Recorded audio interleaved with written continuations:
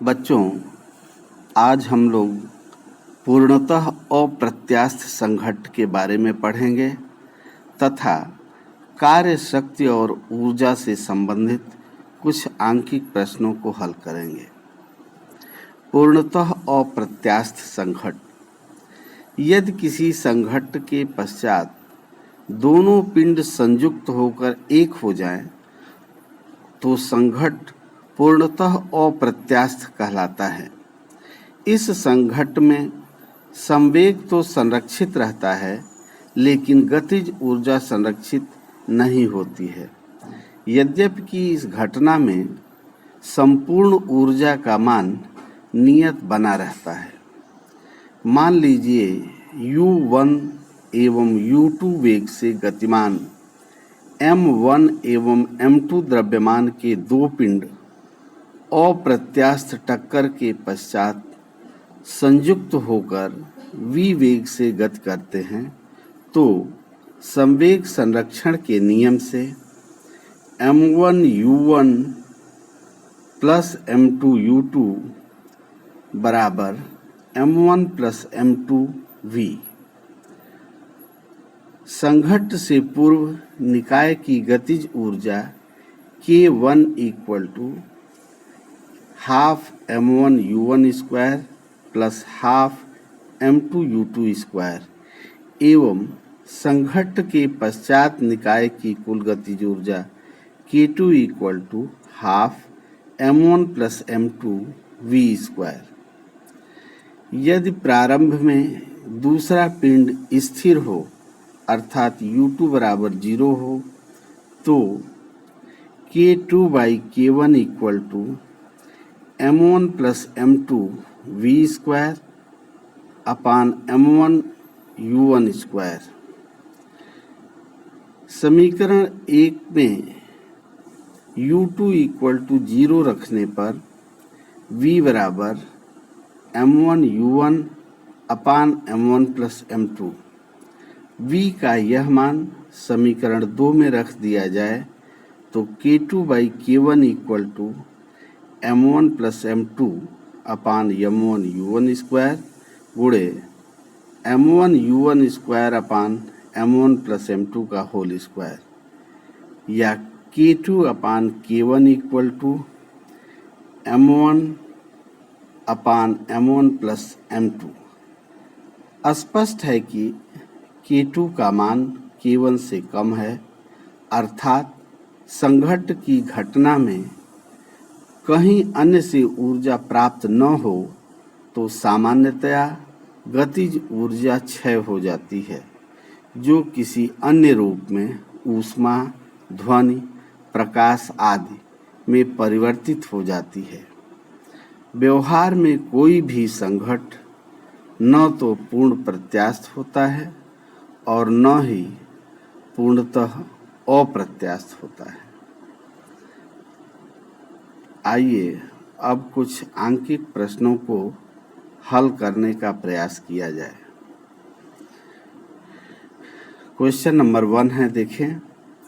किसी motor pump की शक्ति 2 किलोवाट है। यह 10 मीटर ऊंचाई पर स्थित पानी की टंकी में प्रति मिनट कितना जल चढ़ा सकता है? दिया गया है G इक्वल टू 10 मीटर पर सेकेंड स्क्वायर। मान लीजिए कि मोटर प्रति मिनट m किलोग्राम अर्थात प्रति सेकेंड m/60 किलोग्राम जल टंकी में चढ़ाता है, तो प्रति सेकेंड कृत कार्य ही मोटर की शक्ति होगी, अर्थात प्रति सेकेंड कृत कार्य बराबर मोटर की शक्ति, अर्थात m/60 इंटू GH बराबर मोटर की शक्ति जो दी गई है 2 किलोवाट।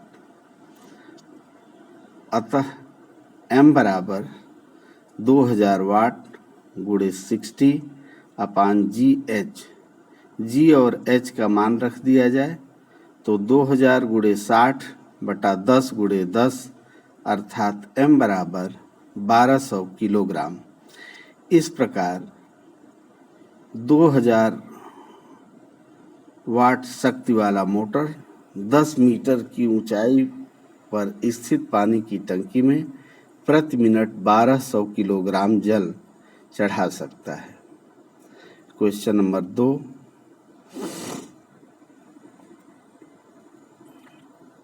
तीन किलोग्राम का पिंड एक स्थिर पिंड से प्रत्यास्थ रूप से टकराकर प्रारंभिक चाल की आधी चाल से उसी दिशा में गति में बना रहता है, तो दूसरे पिंड का द्रव्यमान ज्ञात कीजिए। यहाँ चित्र में प्रदर्शित है। पहला पिंड का द्रव्यमान m1 3 किलोग्राम है जो u1 वेग से गतिमान है, जबकि दूसरा पिंड m2 किलोग्राम द्रव्यमान वाला स्थिर है, अर्थात उसकी प्रारंभिक चाल u2 बराबर 0 प्रदर्शित है। संघट्ट के पश्चात पहला m1 द्रव्यमान वाला पिंड v1 इक्वल टू u1/2 चाल से उसी दिशा में गति करता है, जबकि m2 द्रव्यमान वाला दूसरा पिंड v2 चाल से उसी की दिशा में गति में है। तब संवेग संरक्षण नियम से m1 u1 plus m2 u2 बराबर m1 v1 plus m2 v2। m1 का मान 3 किलोग्राम, अतः 3u1 प्लस 0 बराबर 3u1/2 प्लस m2 v2 या m2 v2 equal to 3/2u1।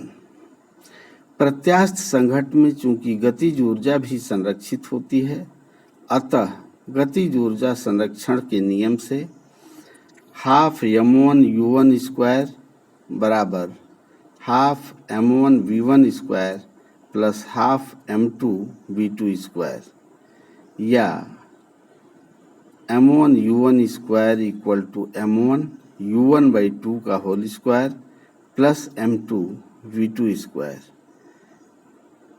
m1 का मान रखते हैं तो 3u1 square equal to 3/4 u1 square plus m2 v2 square या m2 v2 square equal to 9u1 square by 4। अब समीकरण 2 में समीकरण 1 से भाग दिया जाए तो m2 v2 square upon m2 v2 equal to 9/4 u1 square upon 3/2 u1।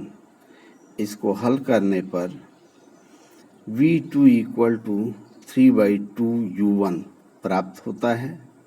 v2 का यह मान समीकरण 1 में रखकर हल करें तो m2 इक्वल टू 1 किलोग्राम प्राप्त होगा। क्वेश्चन नंबर 3 देखें। 2 किलोग्राम द्रव्यमान का पिंड 40 सेंटीमीटर की ऊंचाई से एक ऊर्ध्वाधर स्प्रिंग पर गिराया जाता है। इस स्प्रिंग का निचला सिरा पृथ्वी पर स्थिर है। यदि स्प्रिंग का बल नियतांक 1960 न्यूटन प्रति मीटर हो तो ज्ञात कीजिए इस प्रक्रिया में स्प्रिंग कितना संपीड़ित हो जाएगी। जी का मान 9.8 मीटर प्रति सेकेंड स्क्वायर प्रयुक्त करना है। मान लीजिए कि m द्रव्यमान के पिंड के h ऊंचाई से स्प्रिंग पर गिरने पर स्प्रिंग में संपीड़न x है, तो पिंड की स्थितिज ऊर्जा में कमी हो जाएगी mg h प्लस x और स्प्रिंग की स्थितिज ऊर्जा में वृद्धि होगी हाफ kx स्क्वायर। चूंकि पिंड की स्थितिज ऊर्जा में यह कमी ही स्प्रिंग की स्थितिज ऊर्जा में वृद्धि के बराबर होती है, अतः mg h प्लस x बराबर हाफ kx स्क्वायर या 2 गुणे 9.8 गुणे 0.4 बराबर 1960/2 एक्स स्क्वायर। इसको हल करें तो एक समीकरण प्राप्त होता है 50x square minus x minus 0.4 equal to 0। यह x में एक वर्ग समीकरण है। इसको हल करें तो x के दो मान प्राप्त होंगे, एक धनात्मक और दूसरा ऋणात्मक, जो क्रमशः हैं x इक्वल टू 1/10 मीटर या x इक्वल टू -8/100 मीटर। चूंकि स्प्रिंग पर पिंड के गिरने से उसकी लंबाई बढ़ेगी नहीं बल्कि घटेगी, इसलिए यहाँ पर ऋणात्मक मान संभव नहीं होगा। अतः स्प्रिंग में संपीड़न x equal to 1/10 metre equal to 10 centimetre होगा। क्वेश्चन नंबर 4, किसी गतिशील वस्तु के संवेग में 50% की वृद्धि करने पर उसकी गतिज ऊर्जा कितने प्रतिशत बढ़ जाएगी। मान लीजिए पिंड का प्रारंभिक संवेग एवं गतिज ऊर्जा क्रमशः P1 एवं K1 है, तो चूंकि गतिज ऊर्जा K बराबर P²/2m होता है, अतः K1 इक्वल टू P1²/2m। 50% वृद्धि करने पर नया संवेग P2 equal to P1 + P1/2 equal to 3/2 P1 होगा। अतः K2 equal to P2²/2m equal to 3/2 P1 whole square equal to 9/4 P1²/2m लिख सकते हैं। लेकिन P1²/2m प्रारंभिक गतिज ऊर्जा K1 है, इसलिए K2 इक्वल टू 9/4 K1 हो जाएगा। अतः गतिज ऊर्जा में प्रतिशत वृद्धि बराबर K2 माइनस K1/K1 इंटू 100% बराबर K1 9/4 माइनस 1/K1 इंटू 100%। ये हो जाएगा 5/4 इंटू 100% अर्थात 125%। अतः संवेग में 50% वृद्धि करने पर पिंड की गतिज ऊर्जा में 125% की वृद्धि हो जाएगी। क्वेश्चन नंबर 5 देखें। एक पिंड 20 मीटर ऊंचाई से पृथ्वी पर गिरकर 3.5 मीटर वापस उछल जाता है। भूमि से संघट्ट में पिंड की गतिज ऊर्जा में प्रतिशत क्षय क्या होगा एवं संघट्ट से ठीक पहले एवं ठीक बाद पिंड के वेगों का अनुपात क्या होगा। यदि संघट्ट से ठीक पूर्व पिंड का वेग v1 हो तो गति के तृतीय समीकरण v² बराबर u² + 2gh से v1² equal to 2gh, h का मान 20 मीटर रखें तो v1² इक्वल टू 40g। यदि संघट्ट के ठीक बाद पिंड का वेग v2 है, जिससे पिंड वापस 3.5 मीटर ऊंचाई तक जाता है, तो v² बराबर u² माइनस 2gh से 0 equal to v2² minus 2g into 3.5 या v2² इक्वल टू 7g। यदि पिंड का द्रव्यमान m हो तो संघट्ट से पूर्व गतिज ऊर्जा K1 equal to half m v1²। v1² का मान रख दें तो K1 इक्वल टू 20 mg इसी प्रकार संघट्ट के बाद की गतिज ऊर्जा K2 इक्वल टू 3.5 mg प्राप्त होगी। अतः पिंड की गतिज ऊर्जा में प्रतिशत क्षय K1 minus K2 upon K1 into 100।